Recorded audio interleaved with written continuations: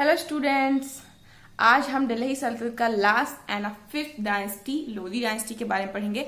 आज ये दिल्ली सल्तनत कंप्लीट हो जाएगा एकदम से नहीं, मतलब अभी थोड़े से चैप्टर्स अगर सेवेंथ में जो बुक्स है उसके हिसाब से बताएं तो अभी लास्ट में चैप्टर्स हैं, जैसे दिल्ली सल्तनत के रूल्स कैसे थे, सोल्जर्स के बारे में बताना है, रिलीजियस के बारे में बताना है, कल्चर के बारे में पढ़ना है। तो ये सब चैप्टर्स अभी भी हैं, लेकिन पहले हम इसको इतना कंप्लीट करते हैं, दिल्ली सल्तनत को पहले कंप्लीट करते हैं। ओके, तो ये दिल्ली सल्तनत का लास्ट एंड फिफ्थ डायनेस्टी है जिसको लोधी डायनेस्टी बोलते हैं। और लोधी डायनेस्टी को स्टार्ट किया था बहलोल लोधी ने, जो एक अफगान का रूलर था, अफगान साइड से आया था। ये देखो, जब इंडिया में पार्टीशन नहीं हुए थे तब अफगानिस्तान ये सब इधर ही रहता था, लेकिन साइड सब चेंज था तो ये लोग अफगानिस्तान साइड से आते थे, इसलिए इनको अफगान बोलते थे। तो इंडिया में पहला अफगान रूलर कौन था? बहलोल लोधी। या पहला अफगान डायनेस्टी या रूलर जिसने स्टार्ट किया वो कौन था? बहलोल लोधी। ठीक है, तो बहलोल लोधी ने मेनली, देखो लोधी डायनेस्टी में 3 रूलर्स हैं, सिर्फ इंपॉर्टेंट 3 रूलर्स हैं, जैसे बहलोल लोधी है, सिकंदर लोधी और लास्ट में इब्राहिम लोधी। इन्हीं 3 लोग के बारे में पढ़ना है। तो बहलोल लोधी थोड़ा सा आप बोलोगे तो उसको अच्छा रूलर था। इसने अपने टाइम में ज्यादा कुछ, इसका टाइम पीरियड कितना था? 1451 से 1489 तक था। तो इसने क्या किया था अपने टाइम में? बहुत सारे जो छोटे छोटे राज्य थे राजपूतों जैसे राजस्थान, मालवा, इनके जो छोटे छोटे राज थे देश, उनको जीत लिया था। जिसमें से सबसे फेमस अटैक इसका था जौनपुर का। मैंने लिखा है, ये देखो, जौनपुर का अटैक सबसे फेमस था। देखो, ये बहुत अच्छा रूलर था, थोड़ा सा ये अपने दरबारी को लेके बहुत रिस्पेक्टिव था, बहुत रिस्पेक्टेड पर्सन था ये। जब ये दरबार में जाता था तो सारे मंत्री जो जिसके दरबारी होते थे वो अपने आप खड़े हो जाते थे। तो ये ऐसा नहीं करता था कि सब लोग पहले मैं बैठूं तब सब लोग बैठे, सबको बिठा के फिर अपना बैठे। जब इसके दरबारी खड़े होते थे तो ये भी खड़ा हो जाता था। तो मतलब ये अपने कोर्टियर्स की जो करते बहुत रिस्पेक्ट करता था। ओके, और इसने एक क्वाइन चलाया था, उसका नाम था बहलोली क्वाइन, बहलोली सिक्का चलाया था। वो अकबर के टाइम पीरियड से चला था, जब मुगल टाइम जो था, मुगल टाइम में जब अकबर का टाइम था तब तक ये सिक्का चला था। किसका था वो? बहलोल लोधी का। उसको बोलते थे बहलोली क्वाइन, बहलोली क्वाइन। ये देखो, और ये अपने कोर्टियर्स से क्या करता था? बहुत रिस्पेक्ट करता था। इसका जो जौनपुर का टैग था वो सबसे फेमस था। ठीक है, अब इसके बाद आ जाते हैं सिकंदर लोधी का। देखो, जैसे हर डायनेस्टी में एक इम्पोर्टेंट और बहुत ही पावरफुल रूलर होता है। तो वैसे जैसे खिलजी डायनेस्टी का कौन था? अलाउद्दीन खिलजी था ना। और इसी तरह लोधी डायनेस्टी में जो सबसे पावरफुल रूलर है वो है सिकंदर लोधी। ठीक है, सिकंदर लोधी का टाइम पीरियड 1489 से 1517 तक है। कब से है? 1489 से 1570 तक है। 1570 में इसकी डेथ हो जाती है। इसके गले में कुछ गड़बड़ मतलब गले में कोई बीमारी हो जाती है, उसीलिए इसकी डेथ हो जाती है। लेकिन ये बहुत ही, आप कह सकते हो, टाइट रूलर था, बहुत ही, अगर शुद्ध दिन बोले तो टक्कर रूलर था, टक्कर। इसने 1504 में 1504 में आगरा जो सिटी है उसको एस्टेब्लिशमेंट किया था। और इसने एक अपनी खुद की लैंग्वेज बनाई थी, उसको बोलते थे गुलरुखी। और फारसी से गुलरुखी में इसने बहुत सारे पोयम को ट्रांसलेट करवाया था, पोयम लिखवाए थे। और ये खुद एक पोयम था। देखो, ये रूलर टाइप भी था, पावरफुल था, लेकिन इसके पास नॉलेज भी बहुत था। ये बहुत, मतलब इसके पास नॉलेज बहुत था। ये खुद पोएट था और ये सहनाई वगैरह बजाता था, म्यूजिक में भी इंटरेस्ट। बाकी आप देखोगे दिल्ली सल्तनत में ज्यादा कोई म्यूजिशियन म्यूजिक को ज्यादा पसंद नहीं करता था, लेकिन ये इसको खुद सहनाई बजाने में अच्छा लगता था। किसको? सिकंदर लोधी को। ठीक है, ये खुद सहनाई बजाता था। और इसने जो फीमेल थी, मुस्लिम फीमेल महिलाएं थी, उनको मजारों पे जाने से, संतों से मिलने पर, इस सब पे क्या लगा दी थी? बैन लगा दी थी कि ना तुम मजार पे जाओगे। मजार मतलब जो मस्जिद करने पूजा वूजा हो वो, ना तो आप मजार पे जाओगे, ना तो आप किसी संत से मिलोगे, ना तो आप किसी सूफी संत से मिलोगे, किसी से नहीं। पीर बाबा होते हैं ना मुस्लिम में, ना आपको किसी से नहीं मिला। फीमेल पे सब पे बैन लगवा दिया था। और जो ताजिया थी, ताजिया निकलवाने पर उस पर भी बैन लगवा दिया था कि मुस्लिम लोग ताजिया नहीं लोगे। देखो, ताजिया आई थिंक सिया लोग की निकालते, सिया सुन्नी में से कोई निकालता है। ताजिया उन्हीं लोग को बैन क्यों करवा दिया था? क्योंकि जो लोग ताजिया निकालते हैं वो अपने आप को बहुत पनिश करते हैं। ताजिया वाले दिन पीट के माँ खून कर लेंगे, एकदम से पूरा सब शरीर पे बहुत ज्यादा अपने आप को पनिश करते हैं। इसीलिए कुछ उनका मैटर था, रूल था कि उसने ताजिया पर भी बैन लगवा दिया था। ओके, इसने ताजिया पर भी क्या लगवा दिया था? बैन लगवा दिया था। इसकी एक सबसे टाइट बात बताते हैं आपको। नगर कोट के पास एक मंदिर है, ज्वालामुखी का मंदिर है नगर कोट के पास।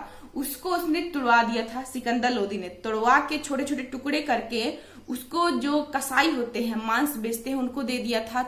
उसको नापने के लिए कि आप इसी से मांस को नाप के तौल के आप बेचना। इसी इतना ज्यादा इस हिंदू को इसने एक तरीके से गिरा दिया था। ये चीज अगर आप देखोगे तो इसने हिंदू को बहुत गिरा दिया था। ज्वालामुखी के मंदिर को तोड़कर, जो नागरकोट में है, ज्वालामुखी मंदिर को तोड़कर छोटे छोटे टुकड़े करके कसाईयों को दे दिया था मांस तौलने के लिए, इसने सिकंदर लोदी ने। ठीक है, और इसने एक वेद, अर्थवेद नहीं, एक वेद, उसका नाम भूल गया कौन सा वेद था, वेद में किसी का फारसी में अनुवाद करके उसको क्या बोलते थे, सिकंदरी नाम से ट्रांसलेट करवाया था। उसका नाम था फारंगी सिकंदरी। तो फारंगी सिकंदरी में से इन्होंने हिंदू की जो बहुत सारी ग्रंथ थे उसको ट्रांसलेट करवा के फारसी में लिखवाया था, जिसका नाम था फारंगे सिकंदरी। ठीक है, तो ये सिकंदर के बारे में हो गया। और मैंने इसके बता ही दिया था 1517 में ये मर गया था, इसके गले में बीमारी हो गई थी इसीलिए मर गया था। इसके बाद आते हैं इब्राहिम लोदी, और ये बहलोल लोदी का सबसे बड़ा वाला बेटा था। सिकंदर लोदी सबसे बड़ा वाला बेटा था।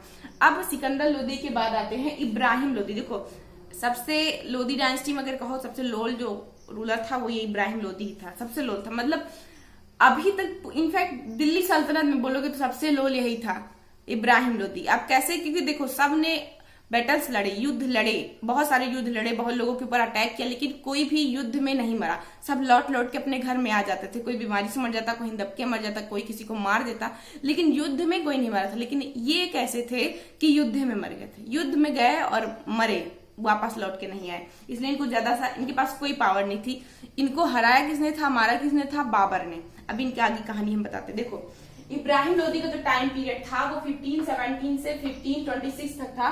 1526 में बाबर ने पानीपत के मैदान में, पानीपत बैटल में इनको हरा दिया था। वहीं पे ये मर गए थे। कौन मर गए थे, इब्राहिम लोदी। देखो, सबसे पहले इनको हराया था किसने, जो गुजरात साइड में गुजरात के शासक थे, उनका नाम था राणा सांगा। राणा सांगा ने इनको खतौली बैटल में हरा दिया था। किसको, इब्राहिम लोदी को।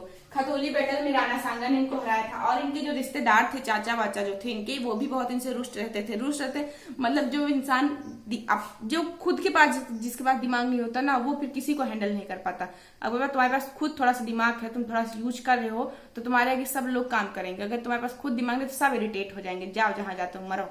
तो वैसे ही ये थे, इनके जो रिश्तेदार थे वो भी इनसे परेशान हो गए थे कि ना, मतलब खुद बुद्धि है ना दो तो लेते हैं ये। तो इनके रिश्तेदारों में आलम खान लोदी थे और दौलत खान लोदी थे। दौलत खान लोदी और आलम खान लोदी इनको एकदम गद्दी से हटाने के लिए एकदम पूरा प्लान में थे कि इनको कैसे करके हटा दिया जाए, सुबह शासन हम करेंगे। तो स्पेशली आलम खान लोदी और दौलत खान लोदी ने बाबर के पास क्या भेजा था, संदेशा भेजा था कि आप आओ, इनसे युद्ध लड़ो और इनको हटाओ और हम शासन करें। ठीक है, तो बाबर आया।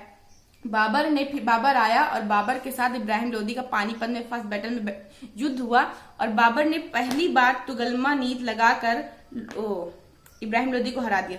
तुगलमा नीत होता है ऐसे चांद तरीके का होता है, मतलब इस आकार में पूरे सोल्जर्स को घेर लिया जाता है, चांद के तरीके आकार में पूरे सोल्जर्स को घेर लिया जाता है और फिर तोप से हमला कर दिया गया।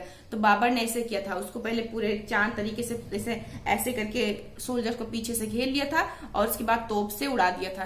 पहली बार युद्ध भारत में तोप का इस्तेमाल करने वाला कोई पर्सन तो वो बाबर है। कहाँ पे किया था, पानीपत के फर्स्ट बैटल में। जैसे पूछा जाएगा ना, पानीपत का फर्स्ट बैटल किस नीत से बाबर ने लड़ा था, तो तुगलकमा नीत से लड़ा था। और इसमें ऐसे घेरा जाता है जैसे मैंने बताया है।